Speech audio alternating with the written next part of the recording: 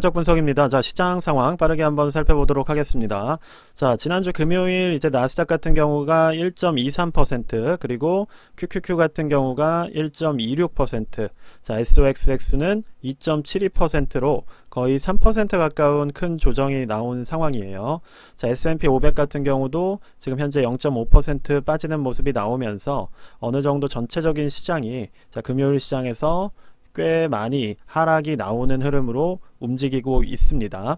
자, 그럼 한번 말씀을 드려보자면, 자, 이번에 지지 구간 만들면서 상승으로 전환이 됐을 때, 자, 많은 분들이 상승론, 그러니까 매수 기회라고 이야기를 했던 것으로 알고 있습니다. 실제로 제가 저번 영상에서도 말씀드렸듯이 상당히 많은 분들이, 제가 좀 자주 쓰는 말이지만, 외람된 말이지만 좀 촐싹거리는 모습들을 보여줬다라고 말씀을 드렸어요.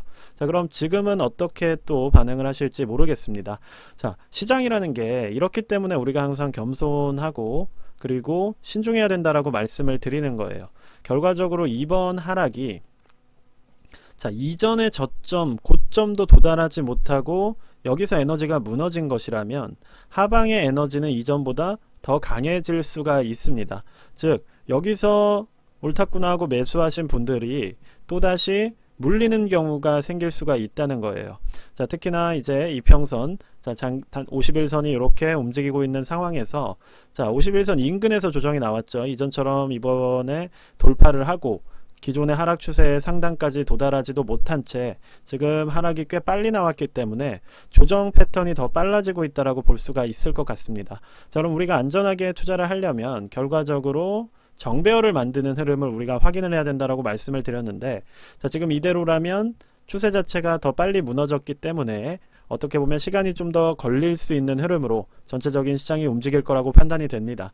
자, 미국 시장이 금요일에 이렇게 마무리가 되었기 때문에 당연히 국내 시장 역시도 조정을 받는, 즉 상당히 하단부에서 반등을 노리다가 또다시 무너져 내리는 흐름으로 움직일 가능성이 높습니다. 자, 그렇게 된다고 한다면 국내 주식 같은 경우는 이미 200일선 코스닥은 돌파를 당했기 때문에, 자, 이전 저점인 600선까지도 다 열려있는 상황이에요. 자, 코스피 같은 경우도 이미 200일선 하방을 뚫어버렸고, 자, 여기서 미국 시장이 금요일에 무너져 내렸기 때문에, 자, 2100선까지도 무너질 만큼 상당히 좋지 않은 시장의 흐름으로 움직이고 있다라고 말씀드릴 수가 있을 것 같습니다. 자, 그렇기 때문에 지금은 넋놓고 계실 때는 아니라고 생각을 해요.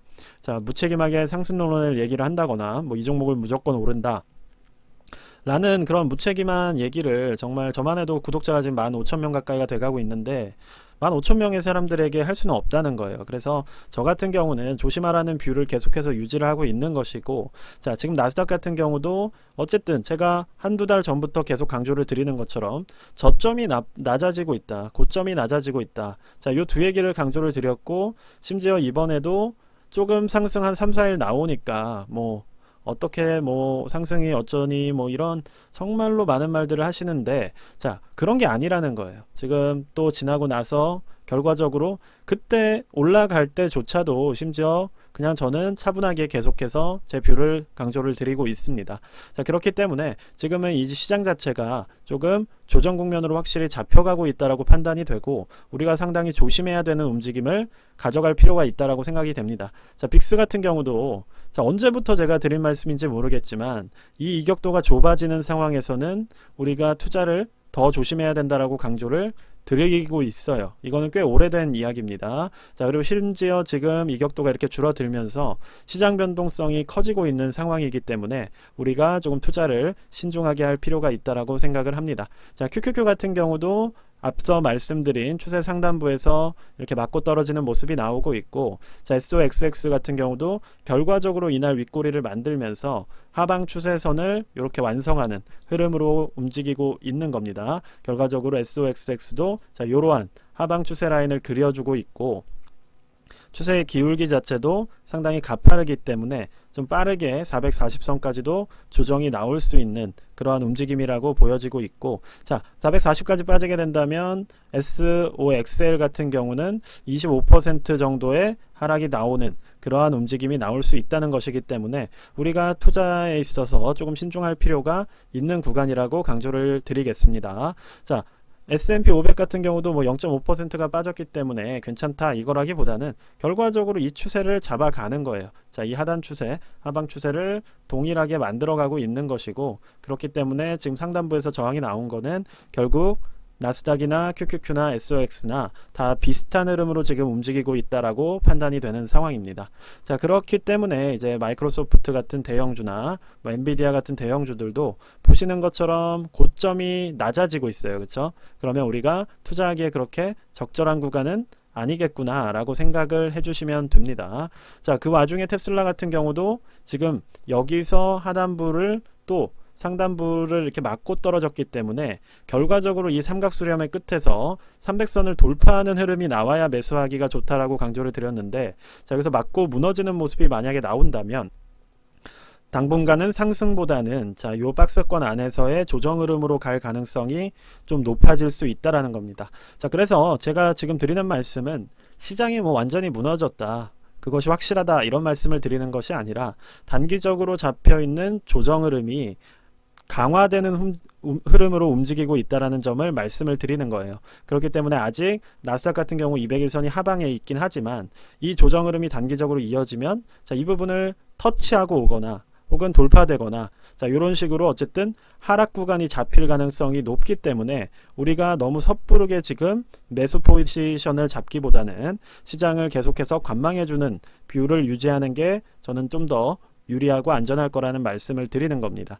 자, 지금 벌써 몇 달이에요. 그쵸? 고점을 찍고 나서 7월부터 지금 10월, 그쵸? 3달 가까이란 시간이 흘렀고, 자, 이 고점을 찍을 때부터 해서 단기적으로 재도전에 실패를 했기 때문에 이때부터 저는 수익 실현을 고려하시라고 강조를 드리고 있어요. 그러면 이때 버신 분들은 만약 수익 실현을 하셨겠지만 뒤늦게 이제 주식에 또 들어오신 분들은 지금 이러한 구간에서 계속 무리한 투자를 할 수밖에 없는 겁니다. 왜냐? 내가 심리적으로 쫓기고 있기 때문에. 자, 그럴수록 내 실패 이유나 혹은 손해를 보는 이유에 대해서 냉철하게 한번 분석을 하고, 저 역시도 항상 리와인드를 하면서 제 투자를 복귀하고, 그리고 손해를 본 경우에도 저 같은 경우에는 국내 주식에서 꽤 손해를 봤었기 때문에 이 기간 동안에 상당히 많은 복귀를 했어요. 더 열심히 공부를 하고 있고 또 이런 방향으로 투자를 바꿔가야겠다는 생각을 하고 있는 상황이고, 점점 더 투자를 강하게 완성해 간다. 그러니까 완성은 어렵겠지만 다듬어 간다라는 생각으로 시장을 보고 있습니다.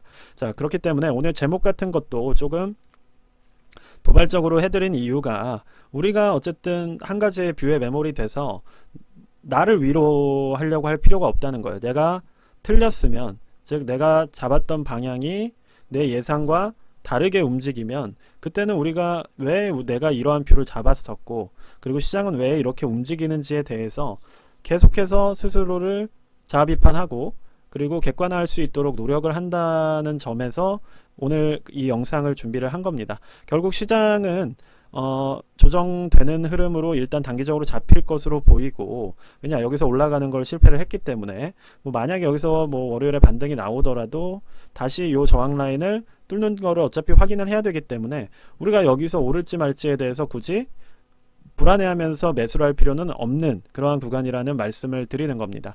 그렇다면 우리가 지금 최소한 투자를 하기에 애매한 시기라면 최소한 내 투자의 어떤 습관이라던가 자세에 대해서 한 번 더 점검을 하고 좀 더 긍정적인 방향으로 나아갈 수 있도록 스스로 좀 피드백을 하는 그러한 흐름으로 가져가 주시면 좋을 것 같아요. 자, 그리고 최근에 이제 금리 같은 경우가 영향력이 많이 떨어졌어요. 이제 10년물이나 뭐 2년물 같은 경우가 이전에 금리가 올라감에 따라서 상당히 시장이 조정을 받았는데 지금 채권 수익률이 오히려 빠지고 있는 와중에 시장도 빠지는 모습을 보이고 있는 것으로 파악을 할 때 금리와의 연관성은 많이 떨어져 있다라고 보시면 될 것 같습니다. 그래서 시장 전반의 불안도는 아직 그렇게 높지는 않은 상황이에요. 다만 지금 이게 지금 하이힐드 채권 스프레드 같은 것인데, 자, 조금 그래도 추세 자체를 상방으로 잡아가고 있고 우리가 지금 현재 이러한 조정이 나오는 이유는 시장 국제적인 불안감이 꽤 커지고 있기 때문이라고 생각을 합니다.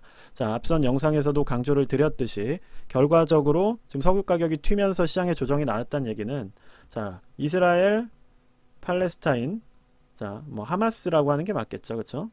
자, 이 전쟁 자체가 왜 이걸 호재라고 얘기를 하고 혹은 영향이 없다라고 얘기하는지 저는 동의할 수 없다라고 영상을 준비를 했었죠.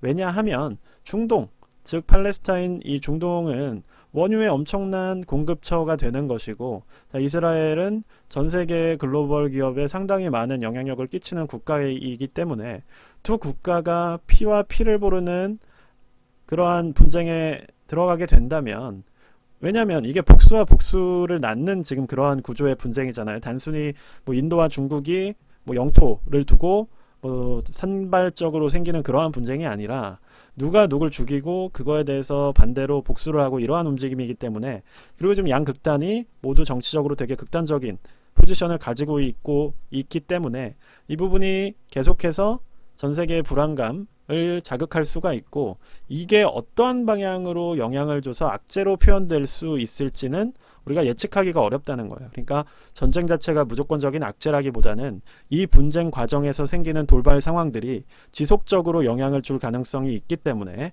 자, 그러한 부분들을 우리가 조금 관심을 가지면서 조심할 필요가 있다라고 말씀을 드리는 겁니다. 네, 그래서 일단 오늘 영상은 여기까지만 말씀을 드리고, 뭐 월요일이어서 사실 뭐 월요 시장을 보고 말씀드리는 게 아니기 때문에 일단 금요일의 움직임으로 봤을 때 시장이 긍정적이지 않은, 즉 최소한 하락 추세, 하단 추세선에서 상단부도 터치하지 못하고 빠르게 무너지는 모습이 나왔기 때문에, 자, 조정이 짧고 좀 강하게 이어질 수 있다, 이번 한 주 동안 움직일 수 있다 라는 말씀을 드리면서 일단 오늘 영상은 마무리하도록 하겠습니다. 감사합니다.